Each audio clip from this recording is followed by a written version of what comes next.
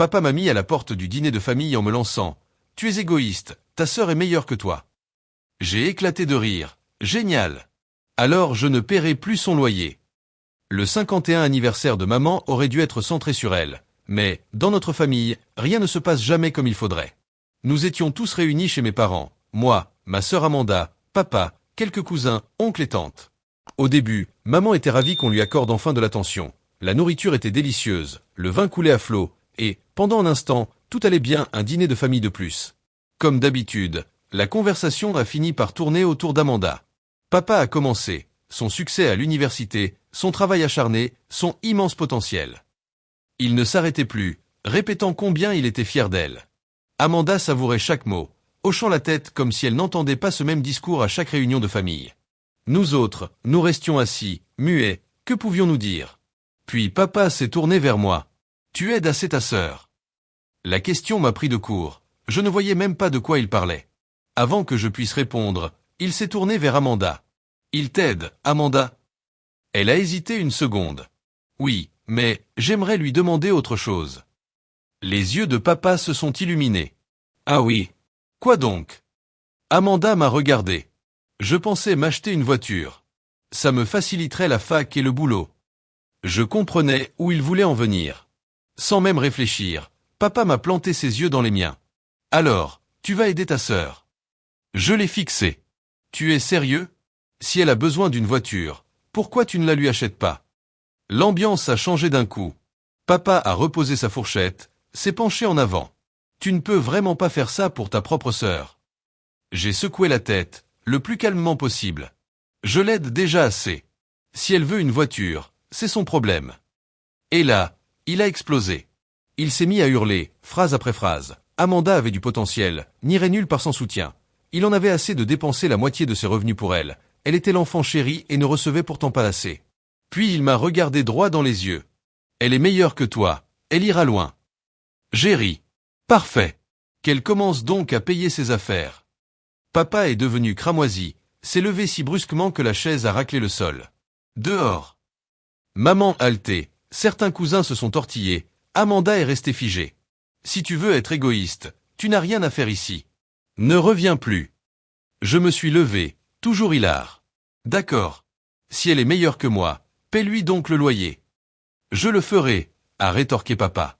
Je suis parti, joyeux anniversaire, maman. Dans ma chambre, je les entendais encore discuter, mais je n'avais pas envie d'écouter. Je savais déjà la suite. Maman tenterait de l'apaiser, les autres feraient semblant de rien, Amanda garderait le silence. Le lendemain matin, le téléphone a sonné, c'était Amanda. À peine avais-je décroché qu'elle me reprochait mon comportement ridicule. Elle espérait que ce n'était qu'une blague. Elle a râlé 7 minutes, je n'ai pas dit un mot, puis j'ai raccroché. Quelques minutes plus tard, maman a frappé, bras croisés, l'air épuisé. Elle est restée sur le seuil, indécise. Je ne l'ai pas aidée, je me suis contenté de fixer mon téléphone. Jérémy, il faut arranger ça. Arranger quoi? Elle est entrée, voix plus douce. Ton père était en colère, il ne pensait pas ce qu'il a dit. J'ai ricané. Si, il le pensait. Maman s'est assise sur la chaise de mon bureau. Tu le connais, il s'emporte. Je l'ai enfin regardé. Il m'a dit de partir et de ne plus revenir, et tu veux que j'agisse comme si c'était juste une mauvaise humeur. Elle s'est massé les tempes. Je ne veux pas que ça s'aggrave. C'est déjà fait, et je répondu. T'inquiète, je vais lui simplifier la vie. Jérémy, ne fais rien que tu puisses regretter. Elle est sortie. J'ai repris ma journée. Si papa ne voulait plus me voir, très bien. Si Amanda voulait pleurer faute d'argent, c'était son problème. Le soir, message d'Amanda. Tu as retiré l'argent du compte. J'ai souri. C'est mon argent. Je ne le partage plus. Moins d'une minute plus tard, le téléphone a sonné. Messagerie. Nouveau message. Jérémy. J'en avais besoin. Que est-ce qui te prend? Il y a quelque temps, papa m'avait convaincu d'ouvrir un compte conjoint avec Amanda. Plus facile pour l'aider au loyer et aux frais de fac. Au début, c'était pour l'essentiel, puis elle s'en est servie pour tout. Loyer, courses, fringues, Uber, achat Amazon. Et j'ai laissé faire. Jusqu'à ce jour. J'ai tout transféré et fermé le compte. Le lendemain, pluie d'appels. Papa, Amanda. Ignoré. Message d'Amanda. Je ne peux pas payer le loyer. Je fais quoi? Demande à papa, il a dit qu'il s'en chargerait. Puis j'ai éteint le téléphone. Midi, encore un message d'Amanda. Papa dit qu'il ne paiera pas. Tu m'as mise dans cette galère. Je me suis esclaffé. C'est ton problème. Bonne chance. Notification coupée. Vers 16 heures, la porte d'entrée s'est ouverte. Maman, appelé. Jérémy, ton père est là. Bien sûr. Papa, bras croisés, visage fermé. Arrange-toi. Le loyer d'Amanda est dû aujourd'hui. Tu ne vas pas laisser ta sœur à la rue. Tu avais dit que tu paierais. Son visage a tressailli. Puisque tu te comportes en enfant égoïste, je vais faire à ma façon. C'est accent grave dire. Pas de réponse, il est parti. J'ai eu un mauvais pressentiment. 2 jours plus tard, je l'ai compris. En rentrant, j'ai vu le vieiltre, une simple consultation. Recevoir mes objets sans accuser l'autre n'est pas possible. L'avocat a été clair, j'ai preuve, c'est un délit. Porte plainte ou menace-le, m'a-t-il conseillé. J'ai rappelé papa, haut-parleur, j'ai tout enregistré. Si tu ne me rends pas chaque objet que tu as mis au clou, je porte plainte pour vol. Il a ri. Tu ne le feras pas. Si, et je possède déjà ton aveu enregistré. Tu veux tenter? Silence. Puis, moins assuré. Tu vas vraiment envoyer ton père en prison. Tu m'as volé. Donc, oui. Il a cédé. Je trouverai l'argent. Tu as 1 semaine. 3 jours plus tard, il m'a tout rendu au centime près. C'en était fini. Ma famille m'avait saigné pendant des années. Plus jamais. J'ai mis mon appart en vente, accepté un nouvel emploi dans un autre état et, 2 mois plus tard, je suis parti. Plus aucun contact, ni message, ni appel. Le paradis. 3 mois de paix.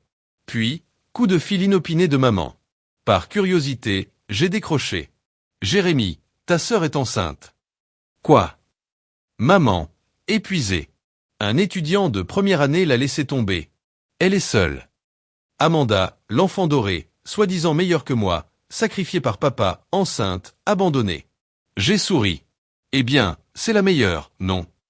J'ai ri et raccroché. Mise à jour. Quelques mois ont passé depuis ma disparition. Ma vie est géniale. 0 drame familial, aucune culpabilité, juste la paix. Et voilà qu'un mail d'Amanda surgit. Salut, on peut parler. J'ai ri avant même de l'ouvrir. Elle ne voulait pas seulement discuter, elle voulait de l'argent. Être mère célibataire, c'est dur, qui l'eût cru? Papa est fauché, maman ne peut pas grand-chose. Alors, pourquoi pas moi? Ma phrase préférée. Je sais qu'on a eu nos différends, mais on reste une famille. Ah. Maintenant, nous sommes une famille. Sans même répondre, j'ai marqué le message comme spam et j'ai continué ma vie. 2 jours plus tard, j'ai compris ce que papa voulait dire par « à ma façon ». En rentrant du travail, j'ai aperçu quelque chose d'étrange devant la maison. Mon vieux et bien aimé premier voiture portait une affichette « à vendre » scotchée sur le pare-brise. Le cœur retourné, j'ai foncé à l'intérieur. « Où est papa ?» et je lâchai à maman, affolée dans la cuisine. « Il n'est pas là. Il essaie de vendre ma voiture. » Elle a avalé sa salive. « Jérémy, tu ne la conduis plus depuis des années. » Ce n'est pas la question, elle est à moi. J'ai arraché la pancarte, appelé papa. Tu vends ma voiture. Elle traîne ici depuis des années, manifestement tu t'en fiches. Elle n'est pas à toi. Tu l'as laissée là. Tu ne fais plus partie de la famille. Pourquoi devrais-tu te soucier de ce qui est garé dans mon allée? J'ai raccroché, pris la clé de rechange, et au petit matin je suis allé récupérer la voiture. À peine avais-je démarré que mon téléphone a vibré. Papa. Message. Tu viens de me voler. Réponse. Non, je récupère ce qui m'appartient. Amanda a aussitôt appelé. Je soupçonnais déjà le sujet. Papa est furieux. Tu as volé la voiture. Elle n'a jamais été à lui. Il tentait de la vendre pour payer mon loyer. Donc il mentait quand il disait qu'il s'en chargerait? Pas mon problème. Elle est restée muette, puis, d'une petite voix. Pourquoi es-tu si dur? Parce que c'est la première fois que je dis non après des années d'aide, et soudain je suis le méchant. Clic. Le soir, message de papa. Si tu ne rends pas la voiture, ne te donne même pas la peine de revenir. Parfait. Mais il n'en avait pas fini. 2 jours plus tard, je suis rentré dans un appartement vidé. Télé, portable, montre, console, même des vêtements disparus. Aucune effraction. Seuls mes parents possédaient un double des clés. Appel. Où sont mes affaires? Si tu refuses d'aider la famille, tu n'as pas besoin de tant de luxe. Tu m'as accent aigu. Je les ai mis au clou. Il fallait de l'argent. J'ai tremblé de rage, puis j'ai dit calmement. Tu viens de commettre la plus grosse erreur de ta vie. Clic. Consultation juridique. L'avocat, j'ai facture, numéro de série, reconnaissance téléphonique du vol, un jeu d'enfant. Porte plainte ou menace-le. Appel enregistré, haut-parleur. Si tu ne me rends pas chaque objet, je dépose plainte pour vol. Tu n'oserais pas. Je viens de tout enregistrer. Essai. Silence. D'accord, une semaine. 3 jours plus tard, j'avais reçu chaque centime et récupéré mes biens. J'en avais fini. J'ai mis l'appartement en vente, accepté un nouveau poste dans un autre état, et 2 mois après j'étais parti. 0 contact, pas de message, pas d'appel. La paix totale. 3 mois plus tard, maman a appelé, la curiosité l'a emporté. Jérémy, ta sœur est enceinte. Un étudiant de première année l'a laissé tomber. Elle est seule. J'ai souri. C'est elle la meilleure, non? Rire, clic. Mise à jour. Ma vie est parfaite. Pas de drame, pas de culpabilité, juste la tranquillité. Puis un mail d'Amanda, objet, hey, on peut parler. J'ai ri avant même de l'ouvrir. Elle ne voulait pas discuter, elle voulait de l'argent. Être mère célibataire est dur, qui l'eût cru? Papa est ruiné, maman impuissante. Alors, elle se tourne vers moi. Je sais qu'on a eu nos différends, mais on reste une famille. Ah. Maintenant nous sommes famille. Je n'ai même pas répondu.